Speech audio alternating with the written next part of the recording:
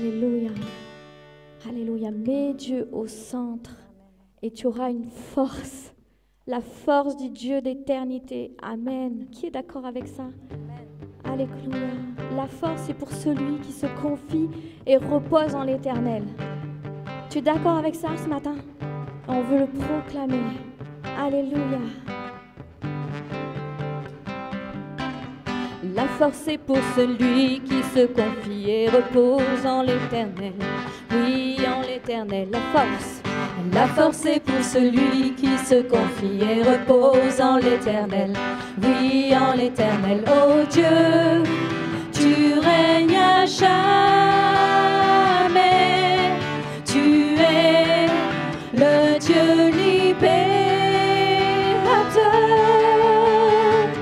Tu es le Dieu d'éternité, le Dieu d'éternité. Celui qui ne faillira jamais. Tu soutiens le cœur affligé, le cœur découragé. Comme l'aigle, je peux m'élever. Amen. Vous savez ce que fait l'aigle? L'aigle, c'est le seul oiseau qui est capable de traverser la tempête. Le seul, quand il y a des nuages de tempête, lui, il est capable de traverser. Amen. La force est pour celui qui se confie et repose en l'Éternel. Oui, en l'Éternel. Proclame. La force est pour celui qui se confie et repose en l'Éternel. Oui, en l'Éternel. Oh Dieu, tu règnes à jamais. Tu es le Dieu libérateur. Tu es le Dieu d'éternité, le Dieu d'éternité. Celui qui ne faillira jamais. Tu soutiens le cœur affligé, le cœur découragé. Comme l'aigle, je peux m'élever. Tu es le Dieu d'éternité, le Dieu d'éternité. Celui qui ne faillira jamais. Tu soutiens le cœur affligé, le cœur découragé. Comme l'aigle, je peux m'élever.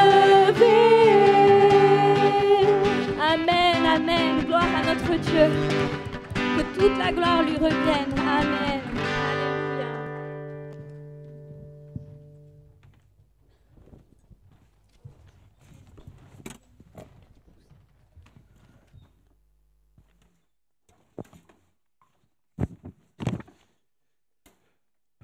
Bonjour à tous. Comment ça va ce matin? Je vais vous demander un défi. Que ceux qui vont bien lèvent la main. Oula, c'est chaud, hein? Bon, il y a des mains qui se sont levées par la foi. Amen. Très bien, ça me va, ça me va. Vous allez faire un constat avec moi. On ne comprend pas toujours ce qu'on vit avec Dieu. Je sais pas. Peut-être je suis le seul à le vivre. Mais des fois, je ne comprends pas toujours ce que je vis avec Dieu. Je ne comprends pas pourquoi Dieu permet certaines choses. Je ne comprends pas pourquoi je passe par certains chemins. Je ne comprends pas tout. Et souvent, dans mes interrogations, dans ce que je dis à Dieu, et peut-être vous l'avez fait, pourquoi Seigneur? Et vous savez, ce qu'il y a de particulier, c'est que ces interrogations, il y en a d'autres sans doute qui se les ont posées par rapport à des moments précis de leur vie, par rapport à ce qu'ils étaient en train de vivre. Et je crois très honnêtement que le chemin de la foi est parsemé de pourquoi. Pourquoi? Et vous savez, c'est autant on peut les vivre, c'est pourquoi, autant même si on regarde bien les Écritures, des fois je me dis, mais pourquoi tu as fait ça, Seigneur? Je ne sais pas, ça vous est arrivé déjà de lire les Écritures et de vous dire, je ne comprends pas. Non? Il n'y a que moi là qui est dans ce délire-là. Parce qu'après, je crois qu'on est appelé à se poser des questions. Dieu n'est pas contre le fait qu'on se pose des questions. Même d'ailleurs, je trouve que des fois, se poser des questions, il y a quelque chose de très sain derrière, de poser les questions à Dieu et de dire, Seigneur, là, je ne comprends pas ce que je vis, je ne comprends pas ce que je lis. Et vraiment, dans cette période particulière des Écritures, où j'ai commencé la semaine dernière, je suis dans une espèce de série où on est dans l'entre-deux de la résurrection et de la Pentecôte. Je l'ai dit, c'est passé plein de choses très intéressantes. Et dans ce contexte-là, d'entre-deux, il va se passer plein de choses, et des choses d'ailleurs que j'ai mis du temps à comprendre. On vit la résurrection, et les temps, j'ai fait une chronologie des temps pour amener au point où je veux en venir. Vous avez Marie qui, le lendemain, on est dimanche matin, elle va au sépulcre, elle voit le tombeau vide, c'est dans Jean, hein, elle voit le tombeau vide, et là, elle est stupéfaite, elle ne comprend pas ce qui se passe, elle n'est pas dans la réflexion de se dire Jésus est ressuscité, elle se dit on a embarqué le corps du maître. Elle va voir Pierre et Jean, et elle leur dit le corps du maître a disparu. Pierre et Jean se mettent à courir, arrivent au tombeau, Jean rentre dedans, et non, c'est Pierre qui rentre dedans. Jean voit le tombeau vide, et il est dit qu'il crut. Amen. Parce qu'il s'est souvenu de ce que Jésus avait dit, je vais ressusciter. Pierre est plutôt dubitatif, il ne comprend pas trop ce qui se passe. Il est dans un espèce d'entre-deux. Et alors que Pierre et Jean vivent ce qu'ils sont en train de vivre, vous avez Marie qui les a accompagnés et est là dehors en train de pleurer. Elle ne comprend pas, ils ont pris le corps du maître, où est le corps de mon maître? Et là, elle voit un homme qui est là à côté, elle pense que c'est le jardinier, et elle lui pose la question. Est-ce que tu sais où est le corps de mon maître? Ah, mes frères et sœurs, qu'est-ce que j'aurais aimé être là? Qu'est-ce que j'aurais aimé être là pour entendre Jésus dire à cette femme, Marie. Vous savez, il y a des temps, moi j'ai hâte d'être au ciel pour vivre les replays. Je ne sais pas vous, j'ai hâte d'être au ciel pour vivre certains replays, pour revivre des moments bibliques tellement forts. Et là, Marie comprend.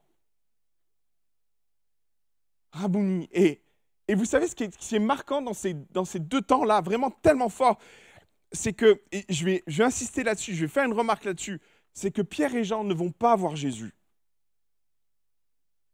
Et Marie va voir Jésus, mais dans ce court instant d'échange, Jésus va dire à Marie, tu ne peux pas me toucher. Et on sent que c'est assez bref comme moment, et Jésus va dire à Marie, va voir mes frères et dis-leur que je suis ressuscité. Premier évangéliste. C'est une femme. C'est une femme. Wouh. Mesdames, vous pouvez dire amen à ça. Hein, vous avez le droit. Hein. Moi, j'assume pleinement ça. Jésus l'a fait, donc très honnêtement, soyons vrais, quoi. Et elle va aller prêcher aux disciples pour leur dire, Jésus est ressuscité, je l'ai vu, il est vivant. Sauf que Pierre et Jean, eux, ne vont pas voir Jésus. Et l'entretien que Marie va avoir avec Jésus va être tellement bref. Maintenant, j'en viens à ce que je ne comprends pas. L'événement qui suit. Parce que derrière ces brefs échanges ou ce que Pierre et Jean vont vivre, vous avez Jésus qui va commencer une discussion avec deux hommes. Et c'est là que c'est particulier. Le texte est très intéressant. On voulait bien qu'on le prenne? On va l'étudier ensemble. Vous voulez bien? Et ce matin, si vous n'avez pas vos Bibles, tant pis pour vous. Luc 24, ça vous va? Verset 13. Et voici ce même jour, on est dans la continuité de ce qui vient de se passer. Hein. On est le dimanche, probablement en fin de matinée. Et là, ce qu'il est dit, voici ce même jour, deux disciples allaient à un village nommé Emmaüs, éloigné de Jérusalem de 60 stades. Qu'est-ce qui se passe? Ces deux gars sont en train de quitter Jérusalem. Ces deux disciples, on comprend que ce sont des disciples de Jésus, des gens qui étaient proches, ce n'est pas les apôtres, mais c'était des gens qui étaient très proches de l'équipe et des personnes qui suivaient Jésus assez souvent, qui étaient là et qui accompagnaient régulièrement Jésus. Ils étaient avec eux. Et le texte dit que finalement, Emmaüs, c'est très important de comprendre ça, Emmaüs était à 60 stades de Jérusalem. 60 stades, je ne veux pas dire de bêtises, mais c'est à peu près 11 ou 12 kilomètres. Ok, 11 ou 12 kilomètres pour des personnes qui marchent à pied et qui font à peu près du 5 km. J'imagine qu'ils n'étaient pas forcément pressés de rentrer non plus. On est sur une moyenne à peu près de plus de 2 heures, voire 3 heures de marche. On est d'accord? Et voilà ce qui se passe. Ils s'entretenaient de tout ce qui s'était passé. Et pendant qu'ils parlaient et discutaient, Jésus s'approcha et fit route avec eux. C'est important de comprendre que Jésus embarque avec eux dès le départ. Ils sortent de Jérusalem. Et qu'est-ce qui me fait dire ça? C'est que Jésus, derrière, même dans les mots de ce qu'un des disciples d'Emmaüs va dire, on comprend que, en fait, ils sont tous en train de sortir de Jérusalem, ils sont au départ du chemin ensemble. Et voilà, Jésus s'approche et fit route avec eux, mais leurs yeux étaient empêchés de le reconnaître. Jésus leur dit ceci, « De quoi vous entretenez-vous en marchant ?» Alors, c'est là qu'il faut bien comprendre qu'ils embarquent avec Jésus au départ de Jérusalem. Et ils s'arrêtèrent, l'air attristés. L'un d'eux, nommé Cléopas, lui répondit, « Mais es-tu le seul qui, séjournant à Jérusalem ?» Donc, ils avaient compris que Jésus était avec eux à Jérusalem, donc ils partent bien de Jérusalem. Pourquoi je vous dis tout ça? C'est tellement important de comprendre que Jésus était avec eux dès le départ. Hein. Ne sachant pas ce qui s'était... Es-tu le seul qui résidait à Jérusalem? Ne sachant pas ce qui s'est passé à Jérusalem ces jours-ci, Jésus leur fait, il leur dit, mais quoi? De quoi vous êtes en train de parler? Leur dit-il.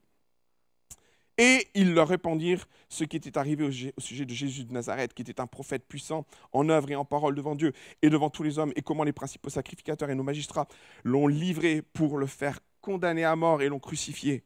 Nous espérions que ce serait lui qui délivrerait Israël, mais avec tout cela, voici le 3e jour que ces choses se sont passées. Je vais en rester là. Ce qui, moi, m'interpelle déjà, c'est Jésus a été tellement bref avec les disciples, avec Marie. Les disciples ne l'ont pas vu, Marie l'a à peine vu. Et là, Jésus fait quelque chose qui doit nous interpeller, c'est que Jésus va passer presque 3 heures avec ces gars. Et c'est des personnes qu'on ne connaît pas. On connaît leur nom, on sait qui est... Enfin, on connaît Cléopas, d'accord, c'est ce qu'il est dit, mais ils sortent de nulle part, ces gars. Jamais on en a parlé dans les Écritures, jamais on a mis l'index sur leur vie. Et là, l'une des premières choses que Jésus va entreprendre à la sortie de sa résurrection, il va être très bref avec les disciples, il va être très bref avec Marie. Par contre, il va prendre 3 heures avec ces 2 gars. Et moi, c'est censé nous interpeller parce que si je devais prendre du temps avec quelqu'un, ce serait avec mes apôtres. Si je devais prendre du temps, ça serait peut-être avec mes disciples, les plus proches, même avec Marie. Non, Jésus ne va pas du tout faire ça. Il va prendre du temps avec 2 disciples. Et vous savez quoi? Ce qu'il y a de plus encore étonnant là-dedans, c'est qu'ils ne vont pas le reconnaître. Non seulement Jésus va prendre 3 heures avec eux, mais pendant 3 heures, ils ne vont pas capter qui est avec eux. C'est quand même spécial. Et moi, je m'interroge parce que ces personnes, sans doute, ce qu'ils avaient le plus besoin à ce moment-là précis, c'est que Jésus se révèle dans ce qu'il est à ces personnes. Et Jésus ne le fait pas. Et il y a plein de choses qui sont très interpellantes dans ce texte. Et je vais aller très loin là. Je vais aller plus loin, je vais franchir un autre cap. Je me suis posé la question, mais pourquoi ils n'ont pas reconnu Jésus? Ça aussi, c'est quelque chose je me dis, mais c'est pas possible. Jésus va parler 3 heures avec eux et ils ne vont pas capter que c'est Jésus. Ils ne vont pas comprendre. Marie, dès qu'elle va entendre que Jésus l'appelle Marie, elle va comprendre. Et je me suis attelé à vous dire une chose qui est quand même très importante. Si ce n'était pas les plus proches des disciples, ils faisaient partie d'une partie de cette foule qui était constamment avec Jésus, constamment à entendre les enseignements de Jésus, qui était abreuvé des paroles de Jésus. Et là, moi, je ne comprends pas comment des personnes qui étaient aussi proches de Jésus vont passer 3 heures avec lui sans jamais le reconnaître. Alors, je vais mettre l'accent sur la peur, peut-être la tristesse, peut-être qu'ils étaient dans un tourment profond et spirituel, peut-être que leur cœur était voilé, ou... En fait, il y a une réponse dans le texte que moi, je n'ai pas voulu voir, ou quelque part que j'ai évincé, ou peut-être que je n'avais pas envie de voir. Le texte dit un truc, verset 16, mais leurs yeux étaient empêchés de le reconnaître. Attendez, ça ne vous choque pas?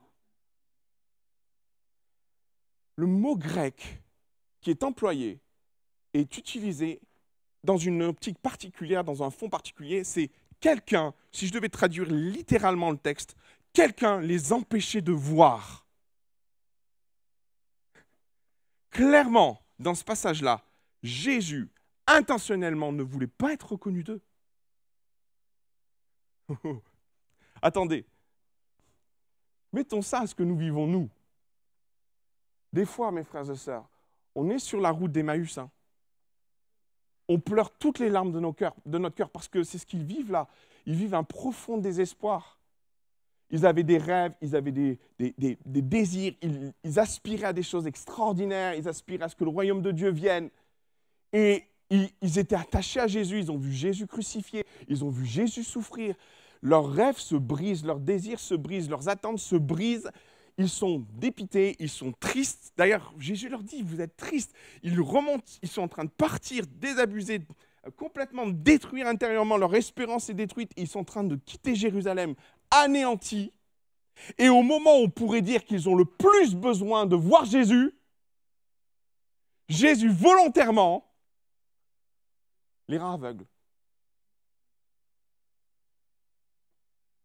Vous avez envie de dire amen à ça, vous?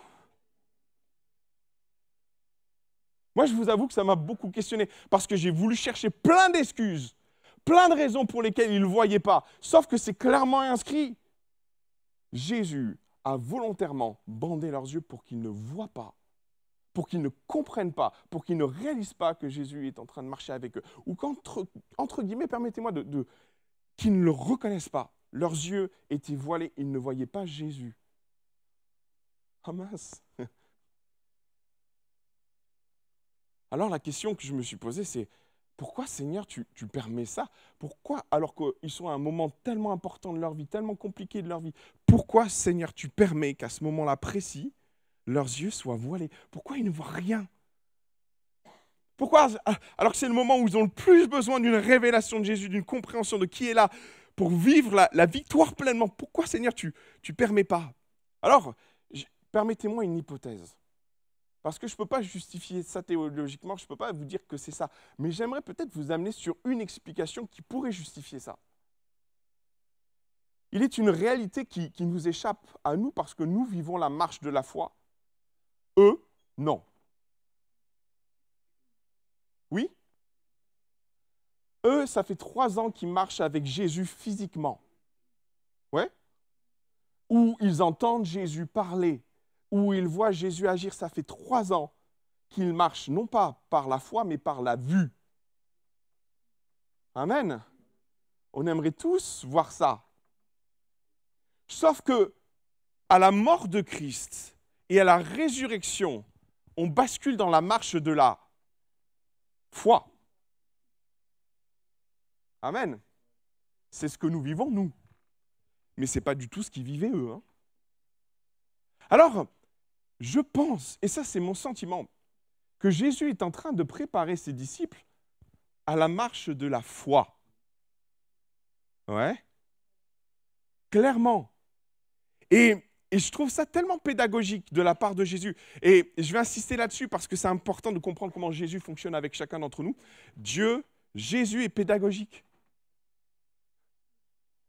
Et moi, je suis convaincu que Dieu fonctionne dans nos vies par étapes. Et clairement, il est en train d'amener ses disciples dans une vie un petit peu différente de ce qu'ils ont connu jusqu'à présent dans la marche de la foi. Et il fait ça à dose homéopathique, parce que Jésus est pédagogue. Et si vous lisez la suite de ce texte, c'est là que, si on n'est pas éclairé sur la compréhension de ce qui se passe, on ne comprend pas. Jésus est complètement voilé à leurs yeux. Quelques versets plus loin, c'est ces mêmes hommes qui vont vivre la révélation de Christ, qui vont finir par voir Jésus. C'est ça aussi qui est terrible. Ils vont voir Jésus, et au moment où ils comprennent que c'est Jésus, il disparaît. Hein. Ah mince. Ah. On a l'impression que Jésus nous échappe tout le temps là. Quelques versets plus tard, alors qu'ils comprennent qui est Jésus, ils vont redescendre à Jérusalem, et alors qu'ils discutent avec les disciples, qui fait apparition dans la pièce? Jésus. Et quand on est un peu extérieur à ce qui se passe, mais Seigneur, à quoi tu joues? Mais clairement, il faut vraiment réaliser ça, c'est que dans ce passage-là, Jésus est dans une approche pédagogique avec ses disciples, et en particulier avec ces hommes-là, il est en train de leur faire découvrir une nouvelle façon de marcher et de vivre, sans lui physiquement, mais avec lui spirituellement. On est d'accord? Vous ne trouvez pas que ça se tient quand même un peu? Et Jésus sera toujours pédagogue avec nous.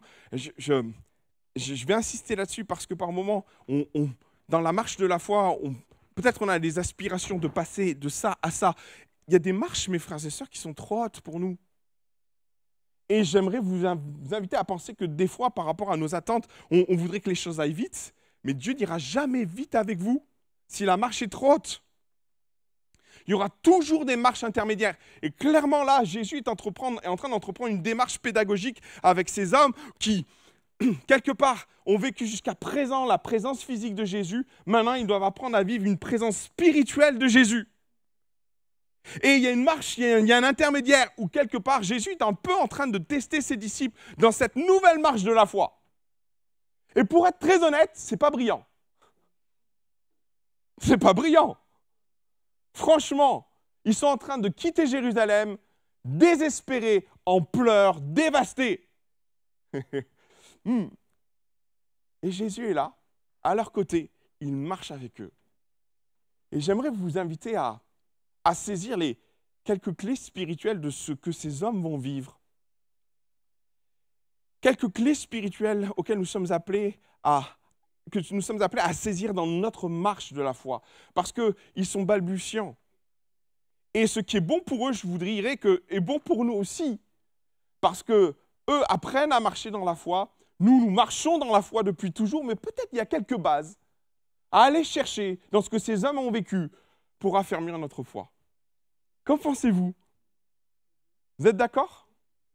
Allez, on voit 3 clés. Vous êtes prêts? La première des choses qui va être dite, et c'est une clé qui, moi, m'interpelle, c'est qu'en effet, dès le départ, Jésus marchait avec eux, verset 15. Pendant qu'ils parlaient et discutaient, Jésus s'approcha et il fit route avec eux. Je vais asseoir quelque chose qu'on sait tous, mais qu'on ne réalise pas. Jésus est avec nous. Je vais asseoir quelque chose que Jésus nous a dit, Matthieu chapitre 28, verset 20, où il va dire « Et voici, je suis avec vous tous les jours jusqu'à la fin du monde. » Pourquoi c'est important de se nourrir de ça? Parce que par moments, mes frères et sœurs, combien on a le sentiment d'être seul sur la route d'Emmaüs. Et par moments, combien on peut se questionner sur la présence ou non de Jésus à nos côtés en fonction de ce qu'on vit. Et on est comme ces disciples-là qui s'interrogent sur est-ce que Dieu est vraiment là? Est-ce que Dieu est vraiment présent? Et moi, j'aimerais t'inviter à penser que Jésus est là, mais tu ne le vois pas. Peut-être Jésus est là physiquement, mais tu ne le vois pas. Peut-être Jésus est en train de te porter, mais tu ne le saisis pas. Et finalement, bien souvent, c'est en arrivant à Emmaüs qu'on comprend que Jésus était là. Hein. Je ne sais pas si vous avez vécu ça, hein, où par moments, on passe par des moments tellement difficiles, où dans nos vies, on remet tellement de choses en question, la présence de Dieu, est-ce que tu es vraiment là, Seigneur? Et puis au moment où on arrive à Emmaüs, boum, nos yeux s'ouvrent, et on a compris que parce qu'on est arrivé, c'est parce qu'il était là tout le long du chemin. Mes frères et sœurs, je vais asseoir quelque chose qui est tellement vrai, mais qui est tellement difficile par moments à vivre en fonction de ce que l'on vit, en fonction de nos incompréhensions. Et clairement, les disciples d'Emmaüs vivaient tellement d'incompréhension. Mais pourquoi cet homme qui était puissant en parole et en action s'est retrouvé crucifié sur la croix? Pourquoi celui qu'on attendait comme le Messie a fini par mourir? Tellement de questionnements sur ce que tu vis, sur ce que tu es en train peut-être d'entreprendre, sur ce que ton cœur est en train de passer. Presque en train de remettre en question l'existence de Dieu, presque en train de remettre en question la puissance de Dieu.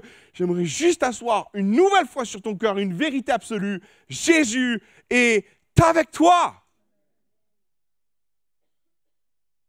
Jésus est avec toi. tu ne le vois pas. Parce que clairement, tes yeux sont voilés. Mais Jésus est là.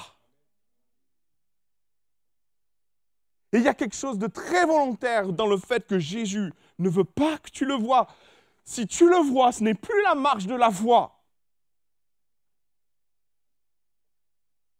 Sauf que la nouvelle alliance nous amène aussi dans une dimension de foi où nous sommes appelés à marcher non pas par la vue, mais par la foi. Aussi, je veux juste t'encourager, dans quelque situation que ce soit, à te dire Jésus est là, présent. Spirituellement, peut-être pas physiquement, mais Jésus est là. Et par moments, j'aimerais juste t'inviter à penser que dans ces moments-là où tu te sens tellement seul, même Jésus est là physiquement à tes côtés. Et par moments, au travers de personnes, au travers d'inconnus qui viennent à tes côtés et qui décident de marcher avec toi. Et tu peux te poser la question de qui est cette personne qui est en train de m'encourager, que je ne connais pas. Je ne sais pas si ça vous est déjà arrivé. Moi, je crois qu'on vit des choses extraordinaires sans le savoir. On vit la présence des anges qui viennent à nos côtés. Et par moments, c'est l'ange de l'Éternel qui est là et qui nous pose la main sur l'épaule et qui nous donne une parole d'encouragement. Et pour autant, on est en train de pleurer sur ce qu'on est en train de vivre et on est en train de souffrir. Et il y a quelqu'un qui est juste rempli de compassion.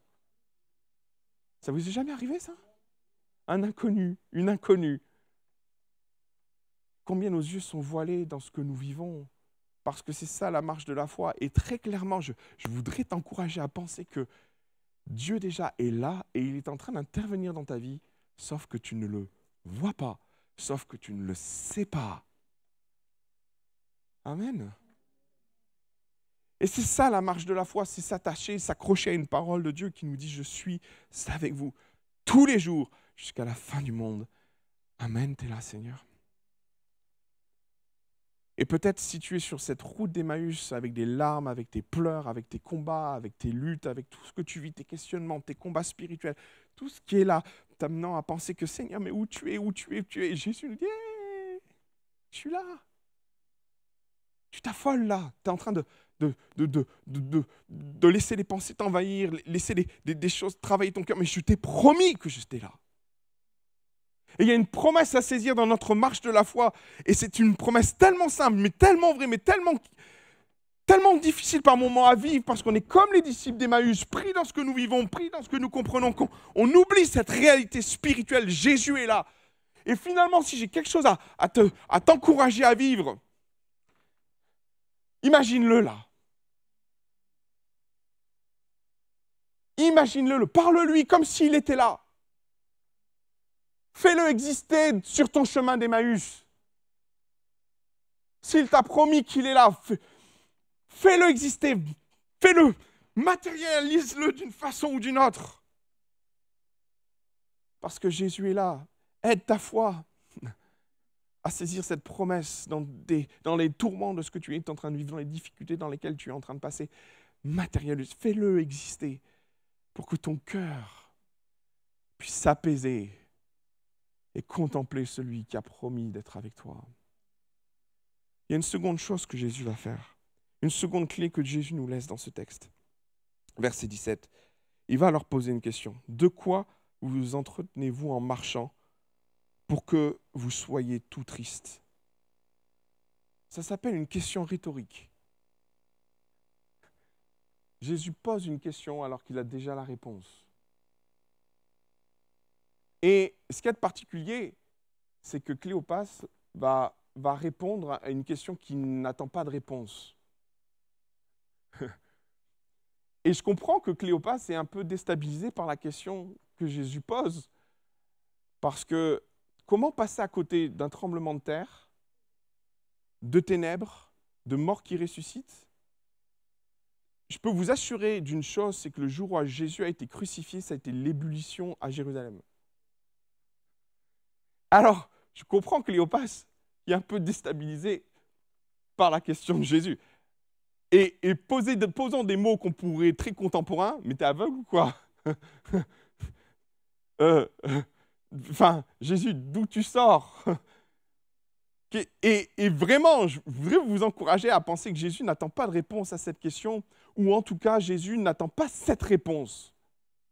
Parce que je suis convaincu d'une chose, c'est que Cléopas ne va pas comprendre du tout la question de Jésus. Parce que si c'est une question rhétorique, en fait, Jésus est quand même en train de poser une question de fond qui est tellement importante. Parce que Jésus n'est pas en train de leur poser la question pourquoi ils sont tristes, mais il est en train de leur poser une question qui est un peu plus subtile que ça. De quoi êtes-vous en train de parler pour être aussi triste? Et permettez-moi de poser la question différemment et d'amener la question différemment. De quoi tu es en train de te nourrir pour être aussi triste? C'est pas pareil. Alors dans la compréhension de Cléopas, alors du coup Cléopas justifie les choses, mais t'as pas compris, t'as pas entendu parler de Jésus qui était puissant en action et en puissance, on attendait tellement de choses de lui, et puis il est mort crucifié, et puis maintenant ça fait 3 jours qu'il est mort. Et en fait c'est ça qui pose problème à Jésus. Et dans sa question, c'est ça qui interpelle Jésus. Et dans la marche de la foi, moi j'aimerais vous avertir mes frères et sœurs, sur ce dont vous utilisez, sur ce quoi vous prenez pour nourrir votre espérance et votre foi. Parce que la marche de la foi, mes frères et sœurs, attention, elle peut se nourrir de ce que vous vivez ou elle peut se nourrir de ce que nous sommes appelés à vivre. Qu'est-ce que va dire Cléopas? En fait, il va répondre à la question. Il est en train de se nourrir de son espérance déchue. Il est en train de se nourrir de la tristesse, de la mort de Jésus sur la croix. Il est en train de se nourrir de la catastrophe qu'il est en train de vivre. OK? Sauf que Cléopas a le choix, mes frères et sœurs. Parce que Cléopas sait très bien ce qui s'est passé. Cléopas sait très bien que Marie et les 2 maris sont allés au tombeau et qu'elles ont vu le tombeau vide. Cléopas sait très bien que Pierre et Jean sont allés au tombeau et qu'ils ont vu aussi le tombeau vide. Cléopas sait très bien que Marie s'est entretenue avec Jésus. Il le sait, sauf qu'il fait le choix de se nourrir de ce qui ne va pas plutôt que de ce qui doit nourrir son espérance. Jésus pose la question, de quoi es-tu en train de te nourrir pour être aussi triste, Cléopas? Qu'est-ce qui est en train de pulvériser ta foi? Qu'est-ce qui est en train de pulvériser ton âme? Et je vais vous dire, c'est tellement puissant ce que je suis en train de vous dire, qu'en fonction de ce que l'on vit, tu peux y voir soit une victoire, soit une défaite.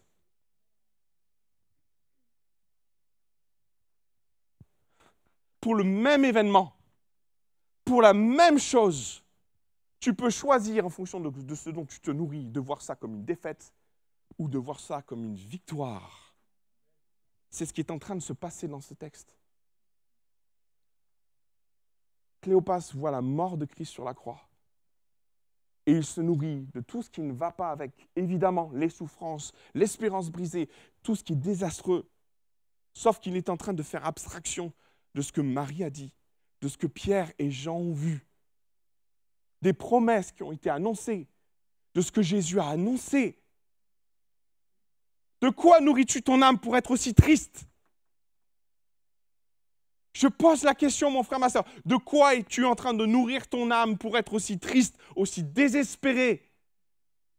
La question que Jésus pose Jésus nous la pose à nous et nous interpelle sur la nécessité de faire attention. Parce que Jésus, lorsqu'il va mourir sur la croix et qu'il va ressusciter, lui va dire « J'ai remporté la victoire ». Quand Cléopas voit ça, lui, il voit quelle défaite j'ai remportée. Quelle défaite, quel désastre je suis en train de vivre. Et les deux, par rapport à un événement unique et central, vont vivre tellement de choses différentes. Et moi, je suis interpellé de me dire, mais il y a un piège dans le marche de la foi, de se nourrir du mauvais angle de vue, des mauvaises choses qui pourraient venir ternir notre âme, alors que Jésus est en train de nous faire vivre la plus belle des victoires. Comment passer à côté de ce que Jésus veut nous faire vivre? Ouh là là, mes frères et sœurs, prenez garde.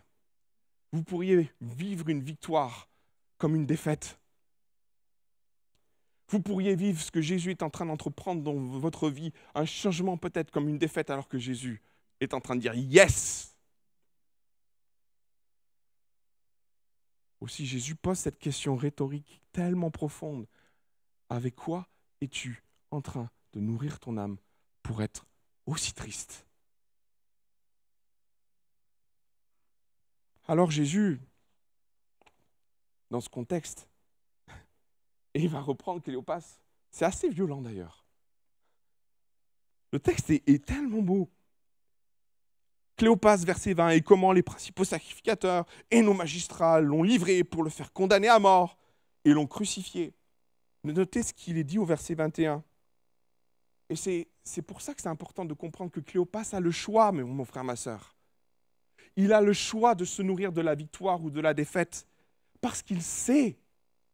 Verset 21, il va dire « Nous espérions que ce serait lui qui délivrerait Israël, mais avec tout cela, voici le 3e jour que ces choses se sont passées. » Verset 22, il est vrai, c'est vrai, que quelques femmes d'entre nous nous ont fort étonnés, s'étant rendues de grand matin au sépulcre et n'ayant pas trouvé son corps. Il le sait.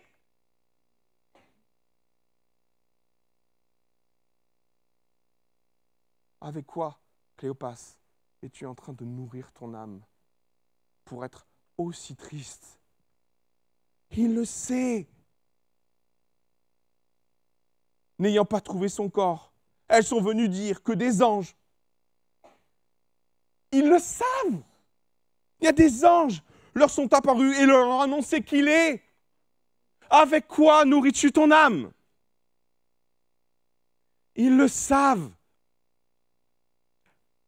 Quelques-uns de ceux qui étaient avec nous sont allés au sépulcre et ils ont trouvé les choses comme les femmes l'ont dit.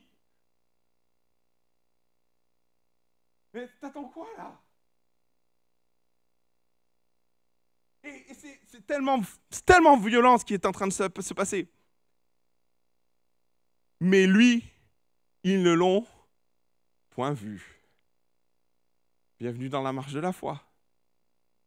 Alors du coup, on comprend mieux peut-être la réaction de Jésus derrière. Parce que Jésus ne va pas y aller avec le dos de la cuillère. Hein. Alors Jésus leur dit, vous êtes désespérants. Ô homme sans intelligence, dont le cœur est lent à croire tout ce qu'ont dit les prophètes. Peut-être ça aurait dû les interpeller là. Ils ne voient pas. Et parce qu'ils ne voient pas, ils n'entendent pas. Mais vous allez voir qu'ils ont quand même entendu. Mais c'est très intéressant. On va plus loin.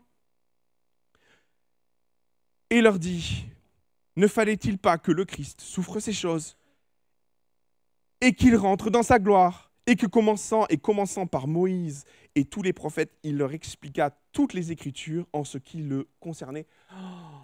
Je vais vous dire un 3e point. C'est au moment où on vit les pires trucs que Jésus nous parle avec le plus de profondeur. Vous n'avez jamais vécu ça? Des fois, et c'est une réalité de la marche de la foi, moi j'aimerais vous dire de la part du Seigneur que par moments, lorsqu'on vit des choses tellement compliquées, tellement difficiles, c'est le meilleur endroit que Jésus choisit pour vous dire les choses les plus profondes. Pendant 3 heures, Jésus va parler à ces hommes et va leur servir l'une des plus belles prédications jamais prêchées. Vous vous rendez compte? Jésus va reprendre tous les textes de Moïse jusqu'à maintenant pour expliquer sa résurrection, pourquoi il devait venir. Il est en train de leur mâchouiller le travail, histoire qu'il n'ait plus qu'à boire, histoire qu'il n'ait plus qu'à se nourrir de ça et se faire du bien de ça. Ça aurait dû les interpeller, mais non. Ça aurait dû faire quelque chose, produire quelque chose, ça va faire quelque chose, mais pas comme ils auraient voulu que ça se passe en tout cas. Et là, on sent que Jésus est en train de faire un travail, il commence, il parle des Écritures et il poursuit. Et lorsqu'ils furent arrivés au village où ils allèrent, Jésus parut pour vouloir aller plus loin, mais ils le pressèrent en disant « Reste avec nous ». En fait, on ne sait pas combien de temps précisément ça va durer. Ça dure minimum 2 heures, mais ça peut durer 4 heures, 5 heures, puisqu'il va rester avec eux, il va manger avec eux. Ouh là là! Et ils le pressèrent. Et le soir, devenant proche, le jour était sur son déclin, il entra pour rester avec eux. Et pendant qu'ils étaient à table avec eux, il prit le pain et après avoir rendu grâce, il le rompit et leur donna. Alors leurs yeux s'ouvrirent et ils le reconnurent, mais il disparut aussitôt. La troisième chose est tellement importante de comprendre que dans les moments où on vit des choses tellement compliquées avec Dieu, c'est le moment que Dieu choisit pour nous dire les choses les plus profondes. C'est tellement vrai. Et ce n'est pas toujours ce qu'on a envie d'entendre et c'est sans doute le problème. Ce n'est pas toujours ce qu'on aimerait entendre, mais c'est sans doute ce que l'on a le plus besoin d'entendre, mes frères et sœurs. Et c'est pour ça que ça devient compliqué, parce que quand Jésus est dans ces temps où il nous dit les choses, où il partage les choses, Dieu est en train de nourrir notre âme. Et notez bien ce que ces hommes vont vivre par la suite, parce que c'est tellement beau lorsqu'ils vont comprendre que c'est Jésus. Pendant qu'ils étaient à table, ils prirent le pain. Alors leurs yeux s'ouvrirent et, au verset 32, ils se dirent l'un à l'autre, nos cœurs ne brûlaient-ils pas au-dedans de nous lorsqu'il nous parlait en chemin et nous expliquait les Écritures? Dans la marche de la foi, une chose qui est tellement importante, c'est pouvoir discerner sa voix. Et j'aimerais déposer ça sur ton cœur parce que dans la marche de la foi, tu pourrais entendre plein de choses. Dans ce que tu es en train de vivre, tu pourrais entendre plein de choses, mais dans ce tumulte général, dans ce que tu entends, dans les paroles qui viennent à toi, une chose va être décisive. Est-ce que tu vas être capable de reconnaître sa voix? Et dans ce passage-là, ce que j'aime, c'est que la parole de Jésus n'est pas en train de nourrir leur peur. Elle est en train de nourrir leur...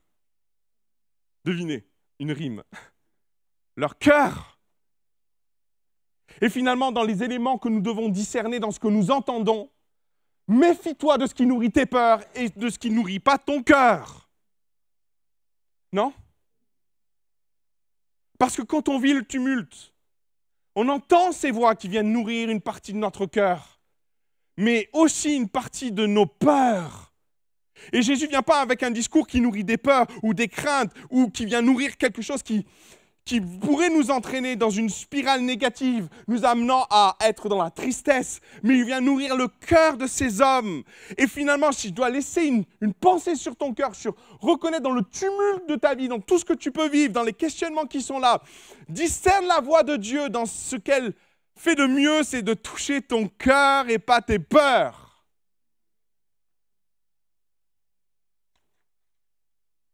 Parce que l'amour de Dieu bannit la crainte, on le sait.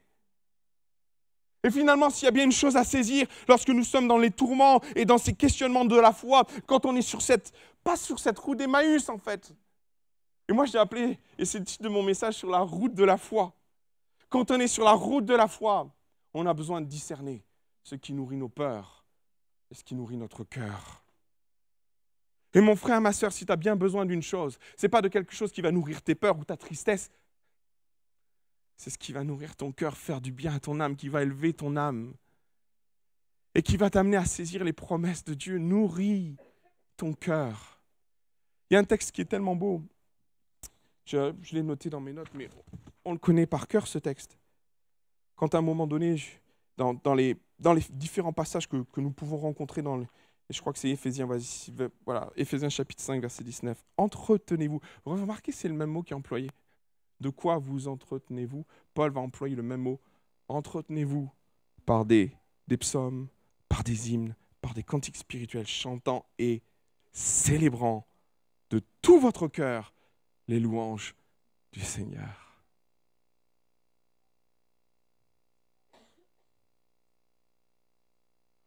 La route de la foi est un défi. C'est vrai. Et combien de fois nous pourrions nous identifier à ces disciples d'Emmaüs qui montent ou qui partent de Jérusalem dans la tristesse? Maintenant, je vais m'adresser peut-être à des personnes qui nous regardent, à des personnes qui sont là. Je vais vous dire une grande vérité. Pourquoi ces hommes?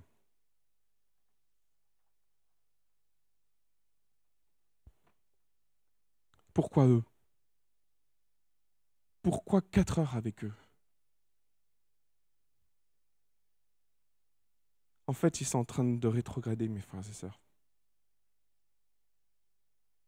Ils sont en train de disparaître des radars spirituels.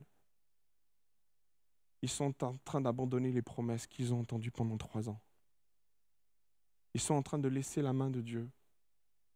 Et ils tournent le dos à Jérusalem en se nourrissant de paroles, en se nourrissant de choses qui les attristent et qui est en train de les plonger spirituellement. Et mes frères et sœurs, que fait Jésus? Il va les chercher. Ah, c'est tellement bon. Jésus est fidèle à ce qu'il a dit. Il est le bon berger qui va chercher les brebis perdues d'Israël. Et ce matin, c'est Jésus qui vient te chercher là où tu es, dans ce que tu vis.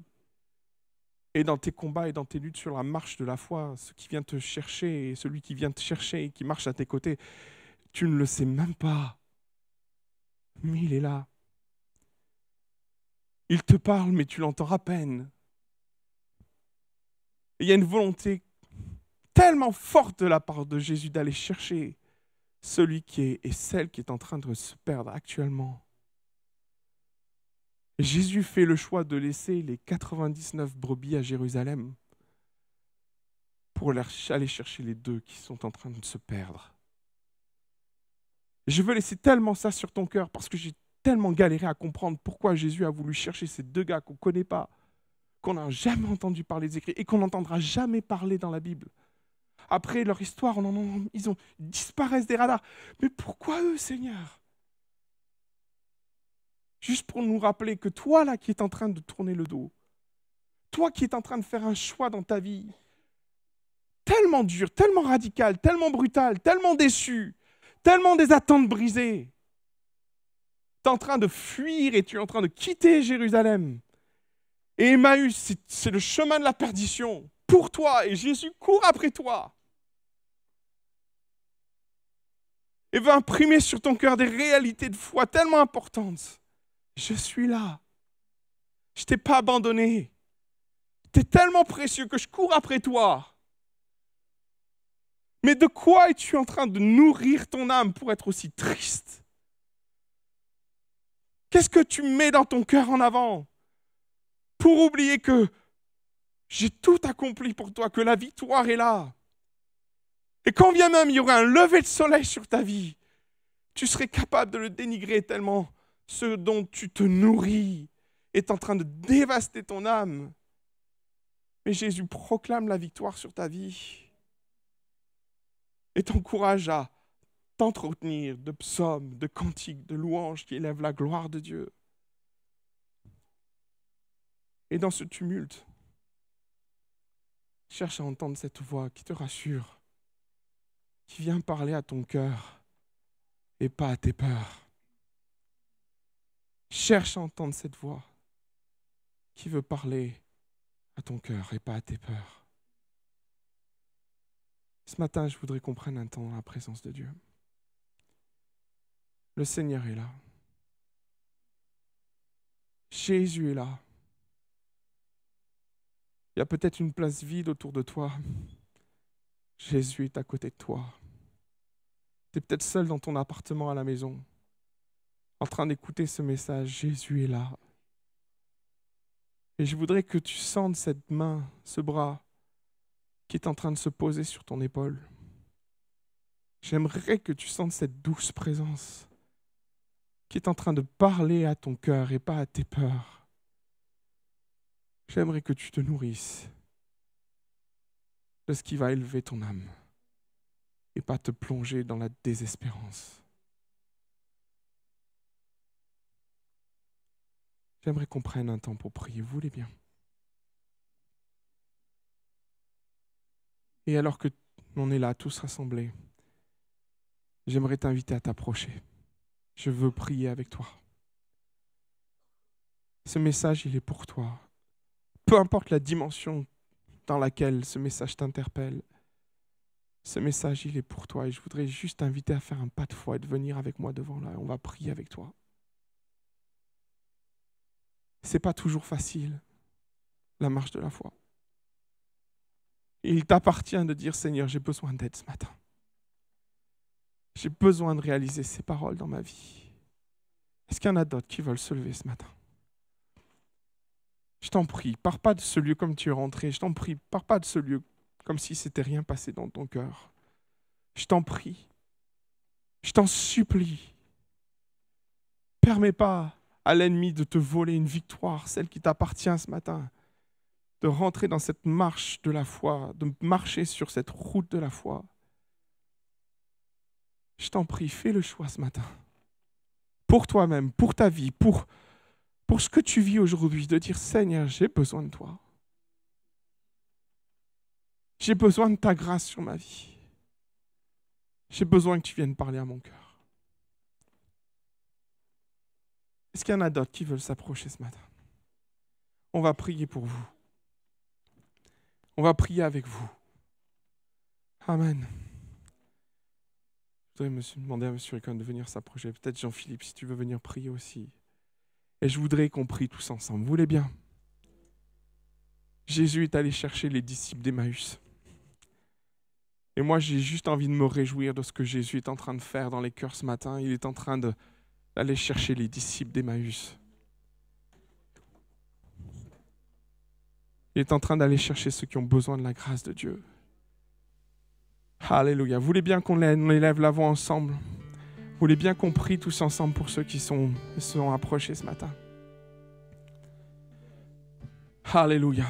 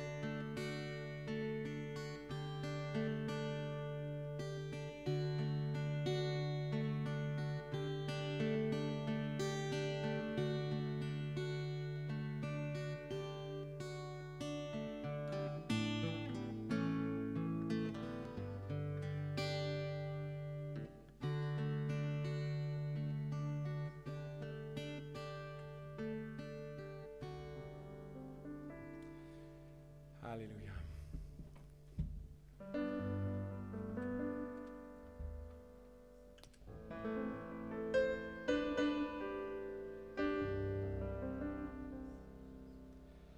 Alléluia. Vous voulez bien qu'on chante un chant de victoire ce matin? On va s'entretenir par des cantiques célébrant la victoire de Jésus ce matin? Vous voulez bien?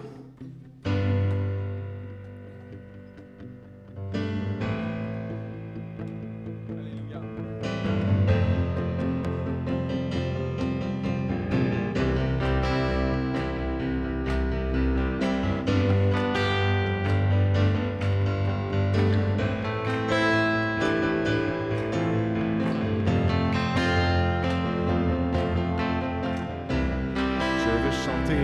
Et danser, peu importe ce que je vis, ressuscité vit en moi, son nom est Jésus.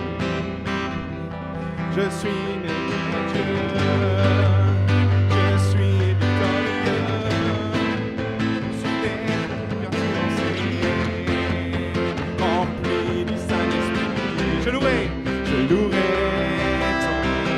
Alléluia, je louerai ton nom, je louerai ton nom, je suis un conquérant, je louerai son nom, je louerai son nom, je louerai son nom, je suis un conquérant, t'as forgé contre moi. Nul est sans effet, le ressuscité vit en moi. Son nom est Jésus. Je suis né de Dieu. Je suis victorieux. Je suis né pour influencer. Rempli du Saint-Esprit. On loue son nom. Je louerai.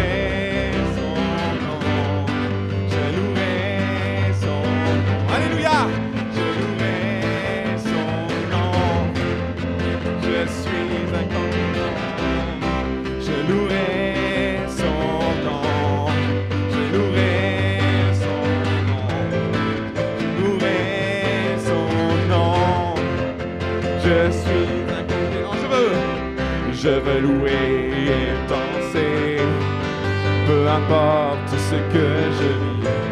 Ressuscité vit en moi, son nom est Jésus. Je suis né de Dieu, alléluia, je suis victorieux. Et pour influencer, rempli aussi, je louerai son nom, je louerai son nom. Je suis un conquérant. Je louerai ton nom. Je louerai ton nom. Alléluia. Je louerai ton nom. Je louerai ton nom. Je suis un conquérant. Je louerai ton nom. Je louerai son nom. Je louerai son nom. Je suis un conquérant, je louerai son nom, je louerai son nom, je louerai son nom, je suis un conquérant, alléluia.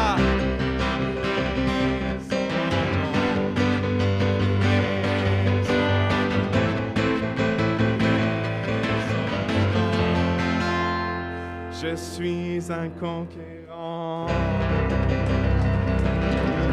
Alléluia Jésus. On va te louer Jésus parce que tu es avec nous tous les jours, Seigneur, tu nous as promis. On veut te louer mon Seigneur parce que tu nous appelles à nourrir notre cœur de chants de victoire, de chants d'adoration. Tu nous appelles à nous nourrir, faire vivre la joie en nous, mon Seigneur. Je te loue, mon Seigneur, parce que tu nous appelles aussi à entendre ta voix. Et dans le tumulte de ce que nous pouvons vivre, et dans les paroles de découragement qui peuvent arriver à nos cœurs, faisons taire l'ennemi de notre âme qui nourrit nos peurs, et faisons vivre l'Éternel Dieu qui nourrit notre cœur. Esprit de Dieu, passe au milieu de nous. Manifeste ta puissance au milieu de nous. Glorifie ton nom au milieu de nous. Que ton nom soit loué et béni, Jésus. Que ton nom soit loué et béni. Est-ce qu'on peut chanter et proclamer la victoire de Jésus ce matin dans ce lieu? Jésus est victorieux ce matin. Jésus est victorieux ce matin dans ce lieu. Amen. Amen. Vous pouvez vous asseoir quelques instants.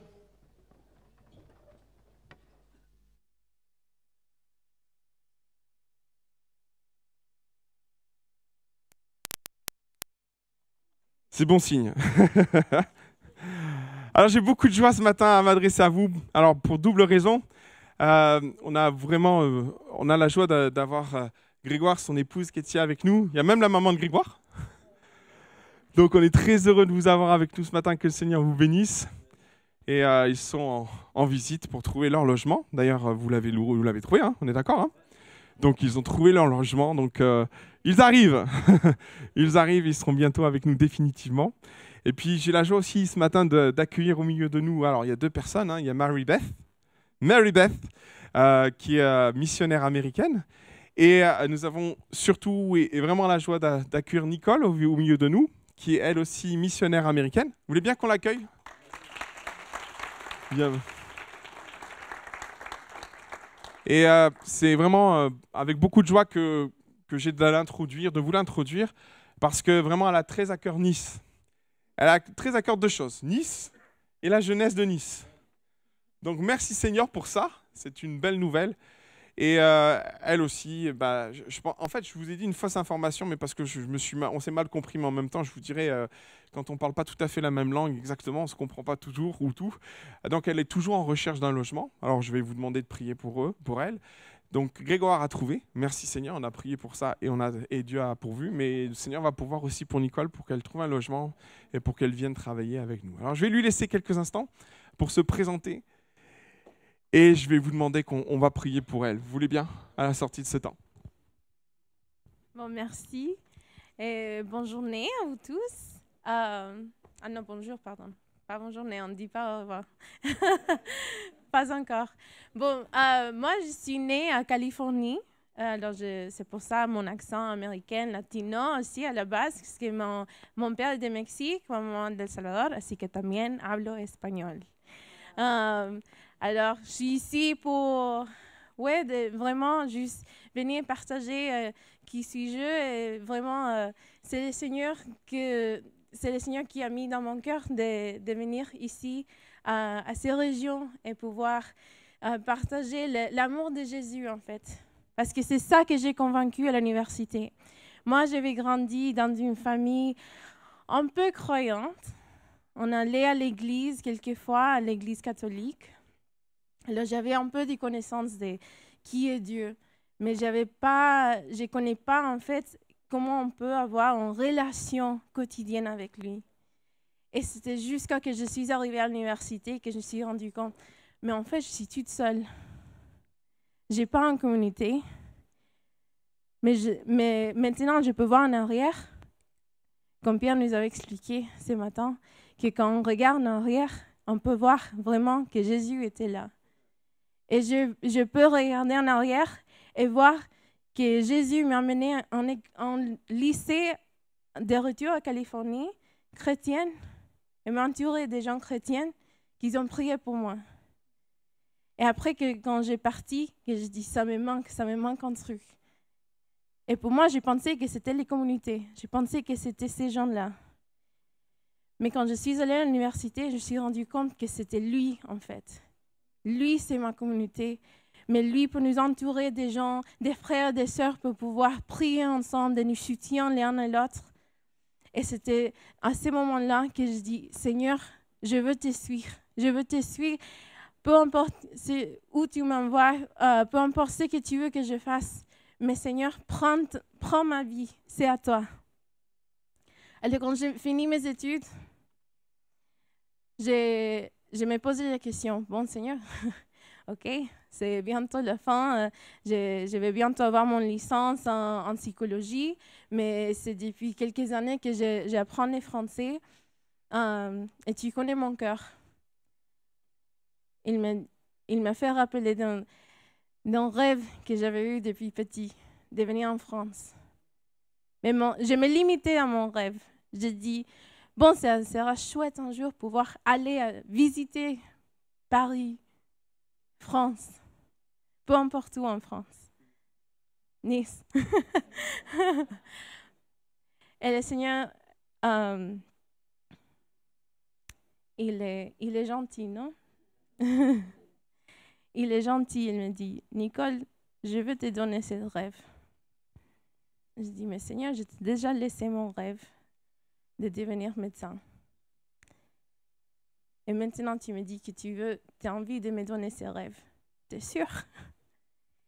Mais c'est lui qui a ouvert tous les portes. Et c'était comme ça que je suis arrivée en France, il y a presque 8 ans. Et j'ai convaincu à Grenoble. Et c'était depuis les premiers jours-là que j'ai vraiment ressenti que j'arrivais chez moi, en France. Et quand j'ai reçu l'appel de dire « Oui, Seigneur, je vais rester ici en France », j'ai vraiment ressenti que le Seigneur m'a donné les marques de ma vie et que Grenoble sera que la première partie de ça. Et je dis « Bon, moi, je vais rester ici et ici, entre mes pieds, ça, c'est ma mission. Je vais rester ici et je vais faire un chez moi ici jusqu'à ce que tu me dis d'aller ailleurs. » Et c'est ça que je fais à Grenoble. Et après, il y a 3-4 ans que le Seigneur a commencé à changer les choses dans mon cœur. Il a commencé à brûler dans mon cœur et de me montrer un nouveau rêve. Il m'a dit, regarde autour de toi. Oui, il y a des étudiants, mais on a vu autant d'étudiants qui sont venus, qui ont formé partie de notre communauté. Après, ils sont partis, ils nous disaient, est-ce qu'il y a un groupe comme ça ailleurs? Et maintenant, on peut dire bientôt oui. Bientôt oui, que maintenant, s'il y a des gens qui viennent des autres parties de France, qu'on peut dire oui, ici aussi à Nice, il y a un lieu qu'ils peuvent venir et se ressentir chez eux, parmi nous ici. Amen.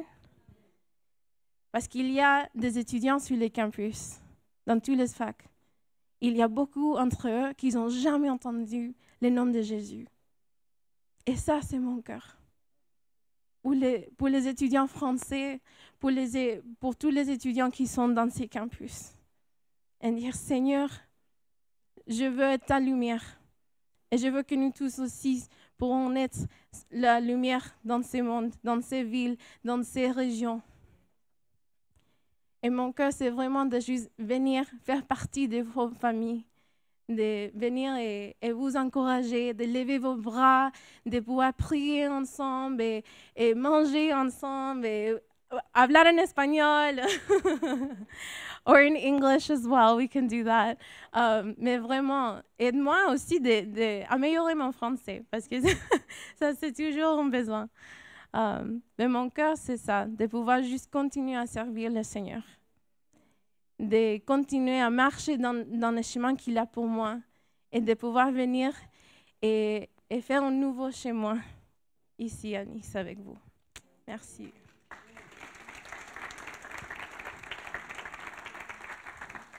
Vous l'avez bien compris pour elle? Il y a un appel fort sur son cœur. Et moi, je pense que tous ceux qui sont appelés, ils ont besoin d'une grâce de Dieu particulière sur leur vie. Moi, je vais vous inviter. Est-ce qu'on peut se lever tous ensemble? Je vais vous inviter juste à étendre la main vers eux, vers nous et vers elle en particulier. Seigneur, on te prie pour Nicole. On te prie pour elle parce qu'elle a reçu un appel fort de ta part. Elle a délaissé tellement de choses pour te suivre. Et en même temps, on sait que la meilleure part, c'est celle qu'elle a choisie. Il n'y a pas de contrainte.